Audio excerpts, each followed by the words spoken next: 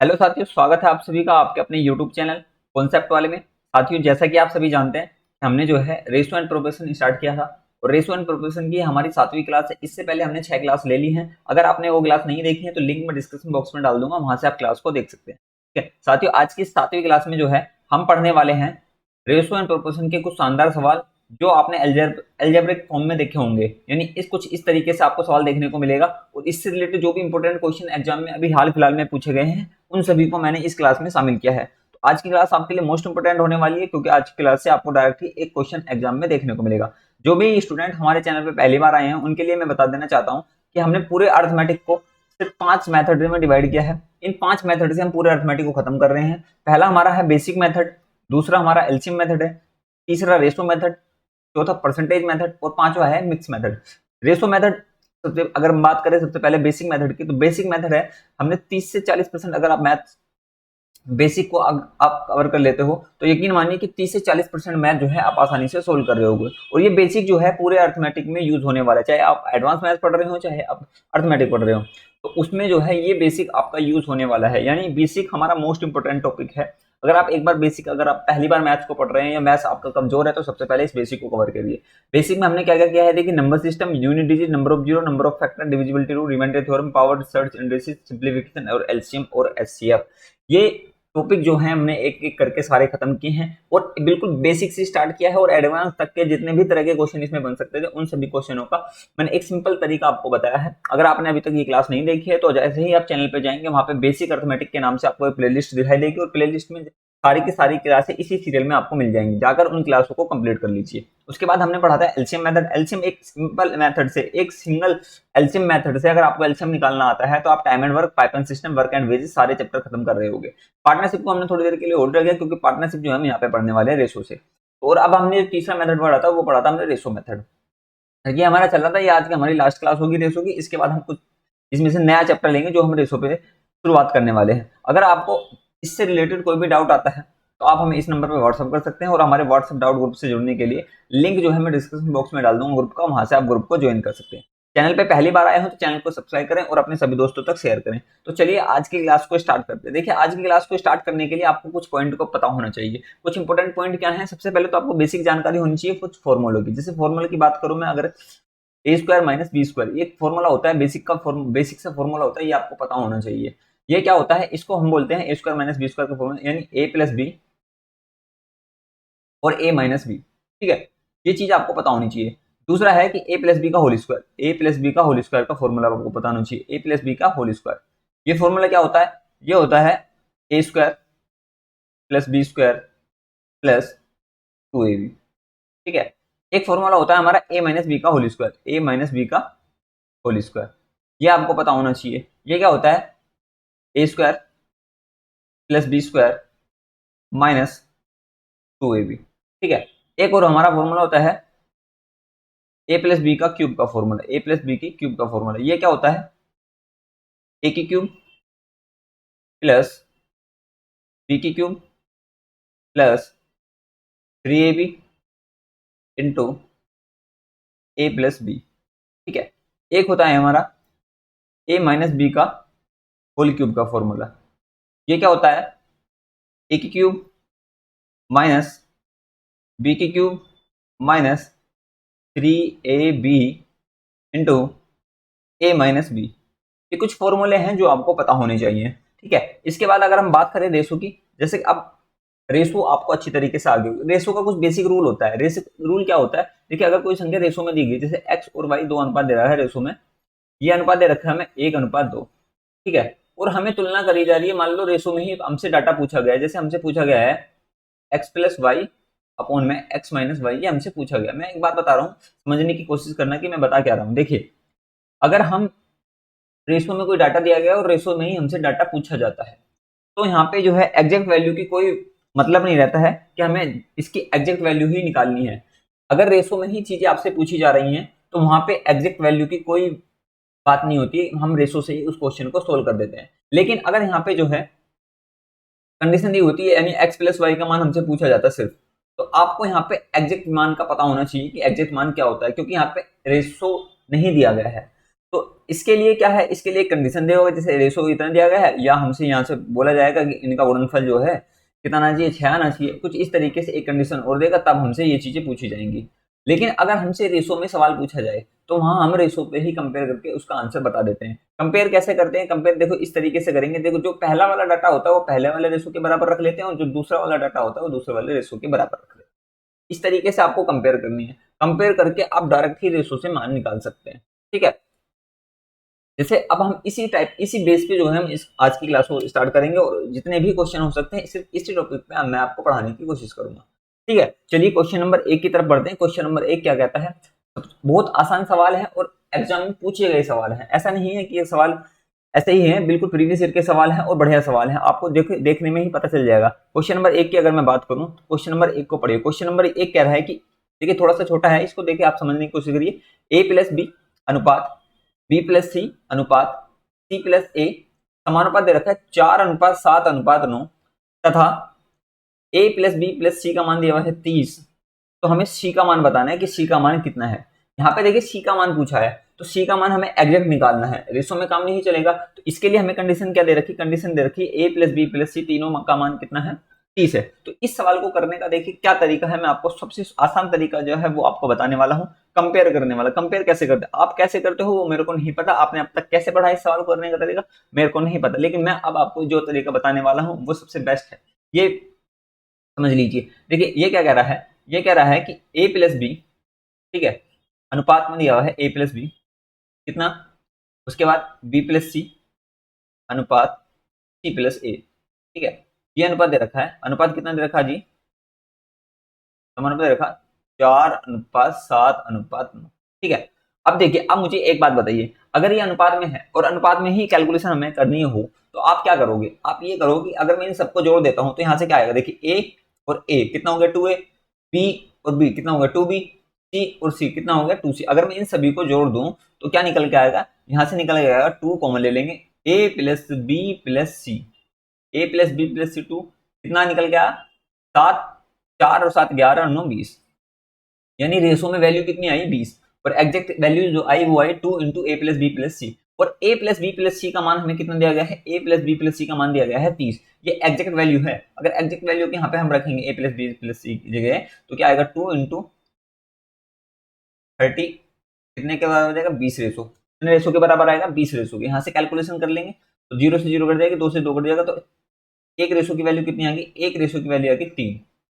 ये रेशो है, इधर ध्यान रखना, ये क्या है रेशो में है, एक रेशो की एग्जैक्ट वैल्यू कितनी आई 3 निकल के आई, एक रेशो की एग्जैक्ट वैल्यू कितनी निकल के आ रही है 3 निकल के आ रही है। अब हमें निकालना क्या है, हमें निकालना है सी।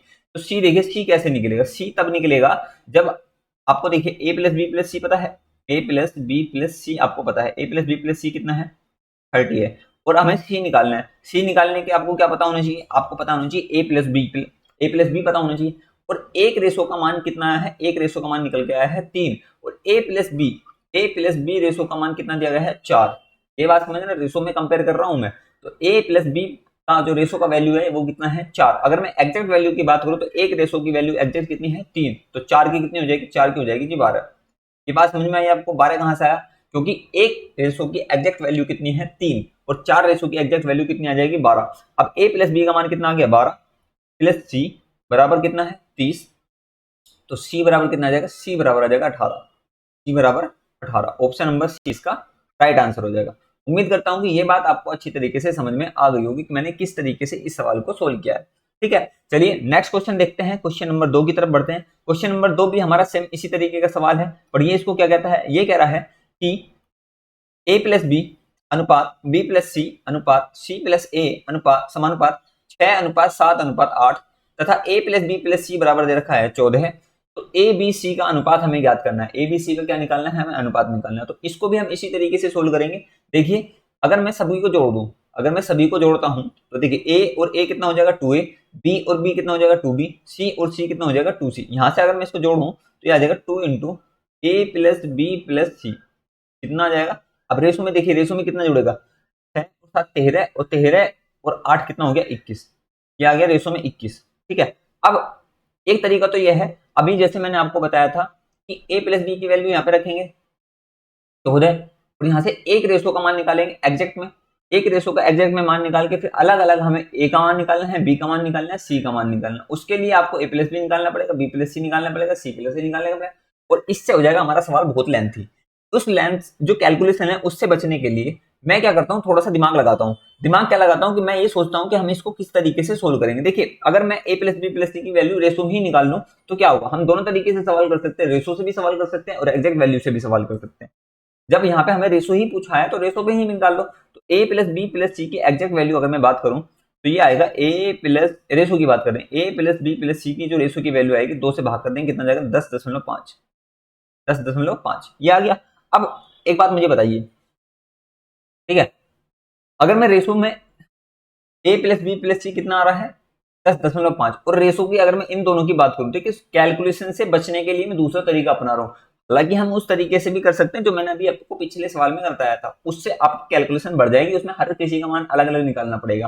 तो देखिए इन दो डाटा को देखो, ए प्लस बी प्लस सी, अगर मैं इनको जोड़ता हूं तो ये जोड़ के क्या आएगा, तो ये आएगा ए प्लस टू बी प्लस सी, यही तो आएगा, ए प्लस टू बी प्लस सी। इन दोनों को जोड़ते हैं तो क्या निकल के आएगा, ए प्लस टू बी प्लस सी, और यहाँ दोनों को जोड़ के कितना आएगा 6 और 7 13। तो ये रेशो की वैल्यू निकल गई, रेशो में कितना आया है 13। अब देखिए जब a plus B plus C बराबर 10.5 है और a plus B plus two B plus C बराबर 13 है, तो यहाँ से अगर मैं दूसरी वाली समीकरण में से पहले वाली समीकरण को माइनस कर देता हूँ तो क्या निकल के आएगा, इस वाली को अगर मैं माइनस कर दूं तो a से a कट जाएगा, 2b से 1 भी जाएगा, कितना बचेगा b बचेगा, तो c में से c में खत्म हो जाएगा, तो b की वैल्यू जो निकल के आएगी 13 में से 10.5 जाएगा तो कितना आ जाएगा 2.5, 2.5। ये क्या निकल के आई, ये रेशो में तो वैल्यू निकल के आई, ये क्या निकल के आई, रेशो में वैल्यू निकल के आई। जब b की वैल्यू आएगी, अब यहां से आप तीनों की वैल्यू निकाल सकते हैं, कैसे निकालेंगे, देखिए a की वैल्यू कितनी आएगी, a की वैल्यू आएगी हमारी निकल के a प्लस बी की कितनी है 6, a प्लस बी कितना है 6 के बराबर है, a प्लस बी कितने के बराबर है 6 के बराबर है, और b हमारे पास है 2.5। जब b हमारे पास 2.5 है और a प्लस बी बराबर हमारे पास 6 है, तो यहाँ से a की वैल्यू निकल के आएगी 3.5, 3.5। दोनों को जोड़ लिए, देखिए 2.5 और 3.5 कितना होता है 6 ही होता है ना। इसी तरीके से देखिए बी प्लस सी बराबर कितना है 7, बी प्लस सी बराबर कितना है 7, बी की वैल्यू हमारे पास कितनी है 2.5, 2.5। तो सी की वैल्यू कैसे निकलेगी, जब दोनों की वैल्यू जुड़ के 7 है तो, और यहाँ पे बी की वैल्यू कितनी है 2.5, तो सी की वैल्यू जो आएगी निकल के वो कितनी आएगी, देखिए इसको घटा लीजिए, जब मैं इसको घटाऊंगा तो यहाँ से आएगा 4.5, 4.5, दोनों को जुड़ के कितना होना चाहिए 7 होना चाहिए, तो 4 तो 6 और एक 7 जुड़ के आ गया, इसको घटा के आ गया। तो इस तरीके से आपने जो है बहुत ही कम समय में इसका रेशो निकाल दिया, यही तो हमसे पूछा था। अब बस देखिए रेशो बनाने के लिए क्या करूं, इसमें पॉइंट आ रहा है सभी में तो 2 की गुणा कर लीजिए, जब मैं 2 की गुणा करूंगा सभी में तो कितना आएगा 3.5 की 2 में गुणा करेंगे कितना जाएगा 7, इसकी गुणा करेंगे 2.5 में 2 की गुणा करेंगे तो 5, और 4.5 में 2 की गुणा करेंगे तो कितना आ जाएगा 9, यानी 7.5.9 इसका जो आ जाएगा आंसर आ जाएगा। ऑप्शन नंबर कौन सा आ जाएगा 7.5, ऑप्शन नंबर ए इसका राइट आंसर हो जाएगा। देखिए एक बार फिर से मैं आपको इस सवाल को समझाने की कोशिश करता हूँ, देखिए समझने की कोशिश करिए। ए प्लस बी बराबर कितना दे रखा है 6, बी प्लस सी बराबर कितना दे रखा है 7, और सी प्लस ए बराबर दे रखा है 8। इनको रेशो में अगर मैं जोड़ूं तो 2a plus B plus C बराबर कितना आ जाएगा 21, a प्लस बी प्लस सी की वैल्यू यहाँ से निकल के आ जाएगी 10.5, रेशो में वैल्यू आई। लेकिन हमें पास 2 तरीके थे, एक तरीका तो था जो अभी मैंने पहले सवाल में आपको बताया था, एग्जैक्ट वैल्यू निकाली और वहां से अलग अलग रेशो निकाली। लेकिन आपको इसको शॉर्ट करना है, हमें समय बचाना है, तो समय हम कैसे बचा सकते हैं, मैंने ये देखा कि अगर मैं पहले 2 रेशो को जोड़ दूं तो यहाँ से निकल के आएगा a plus two B plus C, a plus two B plus C बराबर कितना आ जाएगा 6 7 13।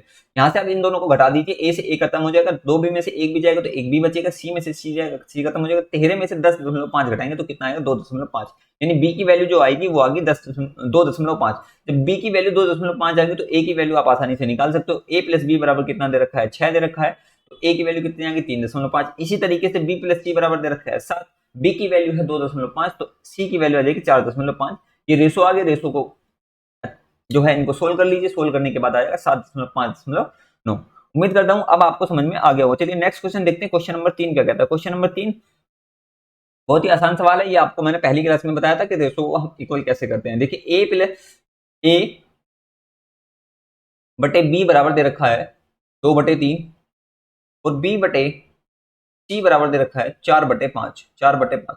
मैंने आपको जब रेशो बताया था, कंबाइंड रेशो निकालना हो, अगर मुझे a प्लस बी प्लस सी निकालना हो, a बी सी निकालना हो, तो आप कैसे करोगे। मैंने आपको बताया था जो भी कॉमन डाटा होता है उसको क्या करते हैं, इक्वल करते हैं। जैसे यहाँ पे बी है और यहाँ पे बी है, तो यहाँ बी की वैल्यू कितनी है 3, यहाँ बी की वैल्यू कितनी है 4, दोनों जगह बी की वैल्यू इक्वल कर दें। इक्वल करने के लिए क्या करेंगे, आप यहाँ पे जो है ऊपर नीचे 4 की गुणा कर दीजिए और यहाँ कितने कर दीजिए, यहाँ पे गुणा कर दीजिए आप 3 की। इससे क्या होगा, इससे जो होगा बी इक्वल हो जाएगा। देखिए नए रेशो जो निकल के आएंगे वो निकल के आएंगे 4 दूनी 8, 4 तिया 12। इसी तरीके से यहाँ रेशो निकल के आएंगे 4 तिया 12 और 5 तिया 15। अब मुझे बताइए बी दोनों जगह सेम हो गया नहीं हो गया, बी यहाँ पे भी 12 हो गया, बी यहाँ पे भी 12 हो गया, तो ए की वैल्यू कितनी आ गई, ए की तो 8, बी कितना आ गया 12 और सी कितना आ गया, सी आ गया 15। इस तरीके से आपको मैंने बताया था। अब हमें देखिए क्या निकालना है, हमें निकालना है वैल्यू ए प्लस बी बटे बी प्लस सी। ए प्लस बी बटे में बी प्लस सी की वैल्यू हमें निकालनी है। ए प्लस बी कितना आ जाएगा, ए प्लस बी आ जाएगा 8 और 12 कितना आ जाएगा 20, और बी प्लस सी कितना आ जाएगा, बी प्लस सी आ जाएगा 12 और 15 कितना आ जाएगा 27। 20 बटे 27 इसका आंसर आ जाएगा। उम्मीद करता हूं आपको समझ में आ गया होगा। 20 बटे 27 ऑप्शन नंबर सी इसका राइट आंसर हो जाएगा। नेक्स्ट सवाल क्वेश्चन नंबर 4 की तरफ देखते हैं। क्वेश्चन नंबर 4 क्या कहता है, क्वेश्चन नंबर 4 कहता है यदि x अनुपात y बराबर दे रखा है 3 अनुपात 2, तो हमें निकालना है 2x² प्लस 3y² अनुपात 3x² माइनस 2y²। बहुत ही आसान सवाल है। अभी मैंने आपको बताया था अगर अनुपात आपसे निकाला जाए तो वहां आप डायरेक्ट तुलना करते हैं। तुलना कैसे करेंगे, x की वैल्यू कितनी है 3 और y की वैल्यू कितनी है 2, x की वैल्यू 3 और y की वैल्यू 2 इस समीकरण में रख दीजिए, मान निकल के जाए। हमें क्या निकालना है, क्या 2x² प्लस 3y² अपॉन में 3x² माइनस 2y², ये हमें निकालना है। तो देखिए निकालते हैं। तो 2 इंटू एक्स की जगह क्या रखेंगे 3, 3 तिया 9 प्लस 3 इंटू 2 वाई की जगह क्या रखेंगे 2, 2 दूनी 4 बटे में 3 एक्स की जगह क्या रखेंगे 3, 3 तिया 9 माइनस 2 गुणा 4। इसको सोल्व कर लेंगे, सोल्व करेंगे कितना आ जाएगा 9 दूनी 18 प्लस 12 बटे 9 तिया 27 माइनस 8। तो जोड़ेंगे कितना आ जाएगा 18 और 12 कितना आ जाएगा 30, 27 माइनस 8 यानी 19, 30 बटे 19 ऑप्शन नंबर डी इसका राइट आंसर हो जाएगा। ये बहुत आसान सवाल था, एग्जाम में पूछा जाता है कभी कभी ऐसा सवाल भी। चलिए नेक्स्ट क्वेश्चन देखते हैं। क्वेश्चन नंबर 5 क्या कहता है, क्वेश्चन नंबर 5 बहुत अच्छा सवाल है। देखिए क्या कह रहा है, P अनुपात Q बराबर R अनुपात S बराबर T अनुपात U बराबर दे रखा है 2 अनुपात 3। तो हमें बात करनी है, निकालना है MP plus NR plus OT अनुपात निकालना है MQ plus NS plus OU का मान हमें बताना है। तो देखिए अगर मैं कंपेयर करूं इसकी और इसकी, तो आप मुझसे कहोगे कि अनुपात ऐसे दिया हुआ है कि P अनुपात Q बराबर दे रखा है 2 अनुपात 3। P अनुपात Q बराबर दे रखा है, 2 अनुपात अलग अलग बराबर रख सकते हैं ना। तो आप मुझसे कहोगे कि जब आप बोल रहे हो कि P अनुपात Q बराबर दे रखा है 2 अनुपात 3, तो आप ये कहोगे कि P का मान कितना है 2, Q का मान कितना है 3। इसी तरीके से R अनुपात S दे रखा है 2 अनुपात 3, तो यहाँ से R का मान कितना है 2, S का मान कितना है 3। इसी तरीके से T अनुपात U बराबर दे रखा है 2 अनुपात 3, तो T का मान कितना है 2 और U का मान कितना है 3। इसका मान बस इस इक्वेशन में रखना है, रख दीजिए। तो M P का मान कितना है, P का मान है 2 प्लस N R का मान कितना है 2 प्लस O T का मान कितना है 2। ठीक है, अनुपात M Q का मान कितना है 3 प्लस N S का मान कितना है 3 प्लस O U का मान कितना है 3। अब देखिए यहाँ से क्या कॉमन है, यहाँ से 2 कॉमन है, 2 कॉमन ले लेंगे, 2 कॉमन लेंगे तो क्या आएगा M plus N plus O अनुपात, यहाँ पे क्या कॉमन है 3 कॉमन है, यहाँ क्या बचेगा M plus N plus O। M plus N plus O से N plus N plus O cut जाएगा, तो क्या बचेगा 2 अनुपात 3, 2 अनुपात, बस रेशो रखना था, आंसर आ जाएगा 2 अनुपात 3। ऑप्शन नंबर डी इसका राइट आंसर हो जाएगा। नेक्स्ट क्वेश्चन देखते हैं, question number 6। Question number 6 most important सवाल है और इस सवाल को करने के लिए आपको थोड़ा सा दिमाग का इस्तेमाल करना पड़ेगा अगर आपको कैलकुलेशन से बचना है। जैसे मैंने क्वेश्चन नंबर 2 बताया था उसी तरीके से यह है क्वेश्चन नंबर 3। इसको देखिए कैसे कर सकते हैं। ये कह रहा है कि A प्लस बी अनुपात B प्लस C अनुपात C प्लस A दे रखा है 3 अनुपात 7 अनुपात 8 तथा A plus B plus C का मान दे रखा है 108 और A और C का अंतर ज्ञात करना है। A और C का अंतर ज्ञात करना है। देखिए कैसे करते हैं, जब मैं इन सभी को जोड़ूंगा तो क्या निकल के आएगा A plus B plus C निकल के आएगा। हमारा 3 और 7 10, 10 और 8 18, कितना आ गया 18। अब देखिए a प्लस बी प्लस सी की वैल्यू कितनी है 108, तो 2 गुणा 108 बराबर 18 की। तो एक रेशो का मान निकालिए, एक रेशो का मान कितना निकल के आएगा। जब एक का मान निकालने की कोशिश करूंगा तो कितना आएगा 9 दूनी 18, 9 एकम 9, 9 दूनी 18, तो 2 से ही कट जाएगा 2 बार।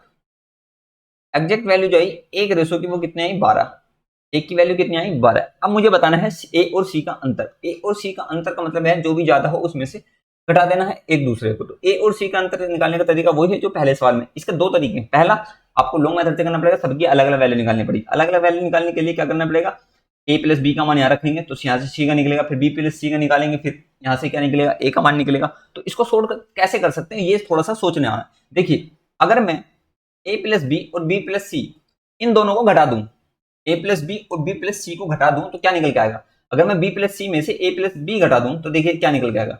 मैं कह रहा हूं कि आपसे बी प्लस सी में से माइनस कर दूं मैं ए प्लस बी, तो आप कहोगे कि यहां से निकल के आएगा बी प्लस सी माइनस ए माइनस बी से प्लस बी कट जाएगा, तो यहां से निकल के आएगा सी माइनस ए। तो यही तो हमसे पूछा है, सी माइनस ए तो हमसे पूछा है। तो रेशो में देखिए घटाइए 3 और 7, इनको घटा दीजिए। 3 और 7 को घटाएंगे तो कितना आएगा, 7 में से 3 घटा दी कितना आएगा 4 रेशो।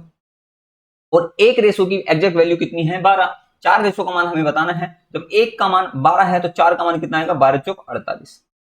उम्मीद करता हूं कि ये सवाल आपको आसान लगा होगा और आपने आसानी से इसको कर दिया होगा। देखिए सवाल को करने के बहुत सारे तरीके होते हैं, लेकिन हमको वो देखना है कि हम किस तरीके से इनको सबसे आसान तरीके से कर सकते हैं। और ये कैसे पता चलेगा, ये आपको बार बार प्रैक्टिस से क्वेश्चन को प्रैक्टिस करनी पड़ेगी। और ये ध्यान रखना है कि दिमाग को दौड़ाना है, अपने दिमाग से काम लेना है कि हमको इसको किस तरीके से सबसे आसान तरीके से सोल्व कर सकते हैं। तो ये कब होगा, जब आप इनकी बार बार प्रैक्टिस करोगे। चलिए क्वेश्चन नंबर 7 की तरफ बढ़ते हैं। क्वेश्चन नंबर 7 क्या कहता है। क्वेश्चन नंबर 7 कहता है यदि a अनुपात b प्लस सी बराबर समानुपात 1:2, c अनुपात a प्लस बी समानुपात 7:11, तो ज्ञात कीजिए b अनुपात a प्लस सी का जो अनुपात होगा वो हमें बताना है। ये मोस्ट इंपोर्टेंट सवाल है, एग्जाम में अक्सर पूछा जाता है। इसको करने का सबसे आसान तरीका मैं बताऊंगा। देखिए इसको आप इस तरीके से लिखिए, a अनुपात b प्लस सी दे रखा है कितना 1:2, ठीक है। और हमें दे रखा है c अनुपात a प्लस बी बराबर 7:11। अब कुछ बच्चे ये कहेंगे कि आपने बराबर क्यों लगा दिया। भाई मैंने आपको बताया कि समानुपात का मतलब भी तो बराबर होता है। जब दो अनुपात समान बराबर होंगे तभी तो वो समानुपात कहलाते हैं। तो देखिए अगर मैं इसको जोड़ता हूं a प्लस बी प्लस सी, तीनों जोड़ के कितना आया 2 और 1 3। यहाँ पे a c plus a plus B या a plus B plus C बोल सकते हैं। यहाँ पे जोड़ के कितना आया 7 और 11 18। तो अब मुझे एक बात बताइए, यहाँ पे तो जुड़ के हो रहा है 3, यहाँ जुड़ के हो रहा है 18।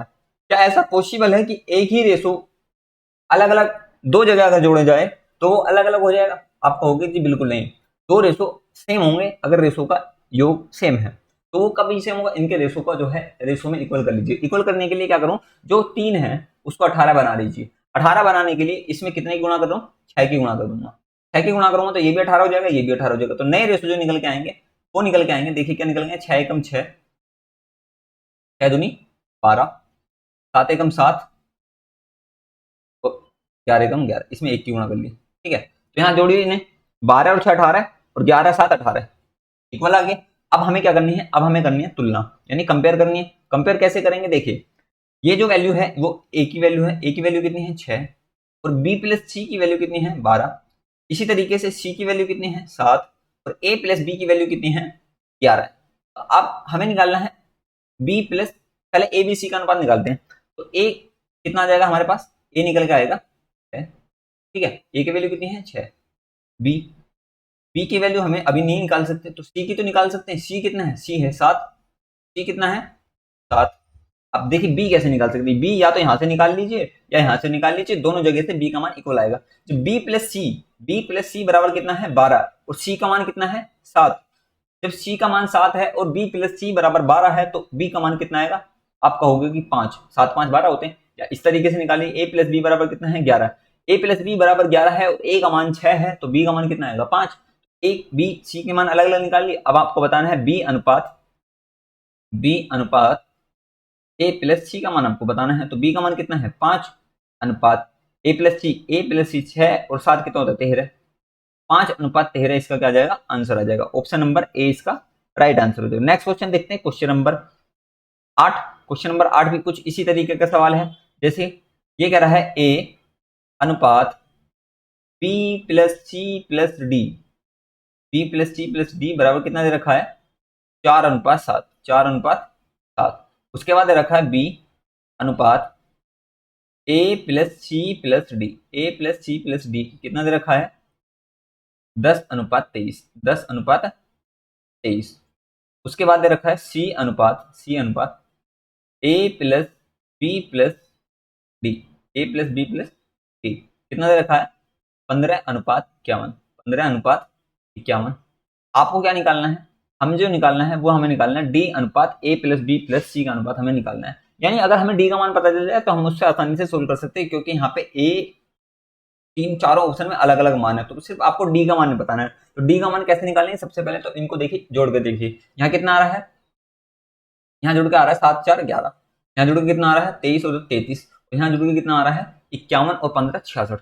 तो आप मुझे एक बताइए, अभी जो मैंने आपको बात बताई थी, क्या एक ही सवाल के रेशो अलग अलग जुड़ के हो सकते हैं, क्या अलग अलग नहीं हो सकते ना। तो उनको इक्वल करना है। इक्वल कैसे करेंगे, जो भी बड़ा डाटा हो उससे इक्वल कर लेते हैं। जैसे यहाँ पे दे रखा है 66, तो सबको 66 66 बना लीजिए।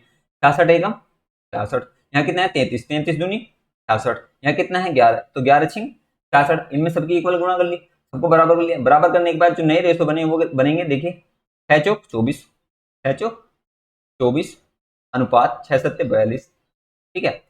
इसी तरीके से 10 दूनी 20, 10 दूनी 30 अनुपात 23 दूनी 46, इसको जोड़ेंगे 15 एकम 15 अनुपात 51 एकम 51। अब देखिए, अब हमें क्या करना है, अब हमें कंपेयर करनी है। तुलना कैसे करेंगे, तुलना करेंगे इसी तरीके से जैसे मैंने आपको बताया। जो पहला वाला डाटा है वो किसका मान है, ए का मान है। तो ए का मान कितना है 24, और B plus C plus D का मान कितना है 42। इसी तरीके से ए का मान बी का मान कितना है 20, और ए प्लस सी प्लस डी का मान कितना है 46, सी का मान कितना है 15, और ए प्लस बी प्लस डी का मान कितना है 51। तो आप मुझे बताइए, ए का मान कितना है 24, बी का मान कितना है 20, सी का मान कितना है 15, और चारों का मान कितना है 66। तो इन दोनों को, इन तीनों को जोड़ के अगर 66 में से माइनस कर दे तो डी का मान निकल जाएगा। इनको जोड़ दीजिए, 5 4 9, 2 और 2 4 और 1 5, कितना आ गया 59। यानी ये जो वैल्यू आई ये किसकी आई, ये निकल के आई ए प्लस बी प्लस सी की, क्योंकि ए प्लस बी प्लस सी तो है, इनकी वैल्यू कितनी आई 59। तो डी की वैल्यू कितनी आ जाएगी, तो डी हमारे पास आएगा, तीनों का मान कितना है 66, डी का मान कितना जाएगा 7। तो यही तो हमसे पूछा था, डी अनुपात ए प्लस बी प्लस सी का अनुपात, ये तो पूछा था। तो डी अनुपात ए प्लस बी प्लस सी का मान जो निकल के आएगा वो आएगा 7 अनुपात 59, 7 अनुपात 59। ऑप्शन नंबर ए इसका, ऑप्शन नंबर बी इसका राइट आंसर हो जाएगा। उम्मीद करता हूँ ये सवाल आपको समझ में आ गया होगा। चलिए नेक्स्ट क्वेश्चन देखते हैं। क्वेश्चन नंबर 9 क्या कहता है, क्वेश्चन नंबर 9 हमसे कह रहा है, यदि x बराबर √3 प्लस √2 बटे √3 माइनस √2 तथा y बराबर दे रखा है √3 माइनस 2 √2 बटे √3 प्लस √2। तो हमें बात करनी है x square plus 6xy plus y square बटे x स्क्वायर माइनस 6xy बटे प्लस y स्क्वायर, इसका मान हमें निकालना है। तो देखिए, इसको अगर मैं थोड़ा सा सोल्व करूं तो यहाँ से क्या निकल के आएगा वो देखिए। ये कह रहा है x square plus 6xy plus Y square बटे, ये कह रहा है x square minus 6xy plus Y square. अब देखिए, इसको फॉर्मूले के रूप में बना लीजिए। हम इसको लिख सकते हैं X square plus Y square plus 2xy plus के 4xy, ठीक है। और बटे में जो लिख सकते हैं वो भी, यहाँ पे भी प्लस का फॉर्मूला बनाते हैं हम, X square plus Y square plus 2xy। आपको यहाँ चलो तो ये बात तो समझ में आती है कि 6 में से 2 अलग निकाल लिया, 4 अलग छोड़ दिया, इसलिए यहाँ पे 2xy लिख दिया। लेकिन यहाँ पे माइनस से प्लस कैसे बनाया, तो भाई मैंने क्या करा, प्लस 2xy जोड़ दिया, प्लस 2xy घटा दिया। तो जब जोड़ा तो ये आ गया, और जब घटाएंगे तो माइनस का 6 ऑलरेडी है और माइनस का 2 और हो जाएगा, तो ये आ जाएगा माइनस के 8xy। अब मुझे ध्यान से बताइए, ये किसका फॉर्मूला अभी बताया था, A square plus B square plus 2a भी होता है, a प्लस बी का होल स्क्वायर। तो ये निकल के आ जाएगा, ये जो निकलेगा वो वैल्यू बनेगी एक्स प्लस वाई का whole square minus 4xy upon में एक्स प्लस वाई का होल स्क्वायर, सॉरी प्लस है, यहाँ आएगा माइनस के 8xy। तो आपको जो पता करना है एक्स प्लस वाई का पता करना है और एक्स वाई का पता करना है। अगर मैं बात करूं एक्स प्लस वाई की, एक्स प्लस वाई क्या निकलेगा, √3 प्लस √2 अपोन में √3 माइनस √2 प्लस √3 माइनस √2 अपोन में √3 प्लस √2। इसको जब मैं सोल्व करूंगा तो बटे में जो फॉर्मूला बनेगा ए स्क्वायर प्लस बी स्क्वायर, यानी ए स्क्वायर माइनस बी स्क्वायर का फॉर्मूला बन जाएगा। ए स्क्वायर करेंगे ये आ जाएगा √3 का होल स्क्वायर माइनस √2 का होल स्क्वायर, और जब इसकी गुणा इधर करेंगे तो √3 प्लस √2 का होल स्क्वायर, √3 प्लस √2 का होल स्क्वायर प्लस √3 माइनस √2 का होल स्क्वायर। जब मैं इसको सोल्व कर रहा हूँ एक्स प्लस वाई बराबर, यहाँ क्या निकल गया, देखिए ये निकल के आएगा ए स्क्वायर प्लस बी स्क्वायर, यानी √3 का स्क्वायर करेंगे तो 3 प्लस 2 प्लस 2 √6, यानी ये निकल के आएगा 3 प्लस 2 प्लस 2 √6 इन नीचे, और प्लस 3 प्लस 2 माइनस 2 √6। पूरा डिटेल में सोल्व करा रहा हूँ मैं इसको, ठीक है। इसको सोल्व करेंगे तो ये आएगा 3 माइनस 2, 3 माइनस 2, यहाँ से जो निकल के आएगा एक्स प्लस वाई बराबर, इससे कैंसिल हो जाएगा, 3 2 5, 3 2 5, 5 और 5 10, यानी एक्स प्लस वाई बराबर कितना आ गया 10। इसी तरीके से एक्स वाई निकालना है। एक्स वाई कैसे निकालेंगे, देखिए √3 प्लस √2 अपोन में √3 माइनस √2 गुणा √3 माइनस √2 √3 प्लस √2, इससे कैंसिल हो जाएगा, इससे कैंसिल हो जाएगा, तो निकल के कितना है 1। अब इन दोनों की वैल्यू आपको यहाँ पर रख देनी है। जब दोनों की वैल्यू यहाँ रखेंगे तो क्या निकल के आएगा मान, देखिए एक्स प्लस वाई का मान कितना है 10, 10 का square plus 4 into X plus Y का मान कितना है, एक्स इंटू वाई का मान कितना है 1, 10 का स्क्वायर माइनस 8 इंटू 1, दो 10 का स्क्वायर करेंगे 10 दाम 100 प्लस 4 104 बटे 10 का स्क्वायर करेंगे 100 माइनस 8 यानी 12। इसको सोल्व कर लेंगे, 4 से काटेंगे, 4 दूनी 8, 4 6 24, 4 दूनी 8, 4 3 12, 26 बटे 13, 26 बटे 23, तो क्या आ जाएगा राइट आंसर आ जाएगा 26 बटे 23। ऑप्शन नंबर ए इसका राइट आंसर हो जाएगा, ठीक है। ये थोड़ा कैलकुलेटिव सवाल है, आप इसको ध्यान रखना है। चलिए नेक्स्ट क्वेश्चन देखते हैं। क्वेश्चन नंबर 10 क्या कहता है। क्वेश्चन नंबर 10 बहुत ही अच्छा सवाल है, इसको थोड़ा सा हम एडवांस लेवल में करके चलेंगे, इसको किस तरीके से हम कंपेयर करेंगे। ये कह रहा है यदि 2x माइनस वाई का whole square plus 3y minus 2z का होल स्क्वायर बराबर 0 दे रखा है, तो हमें x अनुपात y अनुपात z का अनुपात हमको ज्ञात करना है। तो इसको आप किस तरीके से करोगे, देखिए ये जो 0 है इसको मैं इस तरीके से लिख सकता हूँ, 0 का स्क्वायर प्लस 0 का स्क्वायर लिख सकता हूँ, नहीं लिख सकते ये बताइए। इसको मैंने इस तरीके से लिख दिया 0 का स्क्वायर प्लस 0, यही तो मैं आपको पढ़ाता आ रहा हूँ अभी तक। इसकी कंपेयर इससे तुलना करिए और इसकी तुलना इससे करिए, यानी ये कहना चाह रहा है कि 2x माइनस वाई का होल स्क्वायर बराबर क्या है 0, तो यहां से निकल के आएगा 2x माइनस वाई बराबर 0, 2x बराबर वाई, तो x बटे वाई बराबर आ जाएगा 1/2, ठीक है। कुछ इस तरीके से हम और करेंगे, 3y माइनस 2z का होल स्क्वायर बराबर 0, 3y माइनस 2z बराबर 0, 3y बराबर 2z, y बटे z बराबर आ जाएगा 2/3। अब हमें निकालना है x अनुपात y अनुपात z, x अनुपात y अनुपात z निकालने के लिए आपको y को इक्वल करना है। y यहाँ कितना है 2, y यहाँ कितना है 2, y तो ऑलरेडी इक्वल है, जब इक्वल है तो अनुपात क्या आ जाएगा 1 अनुपात 2 अनुपात 3, 1 अनुपात 2 अनुपात 3। ऑप्शन कौन सा सही है, ऑप्शन नंबर बी इसका राइट आंसर हो जाएगा, ठीक है।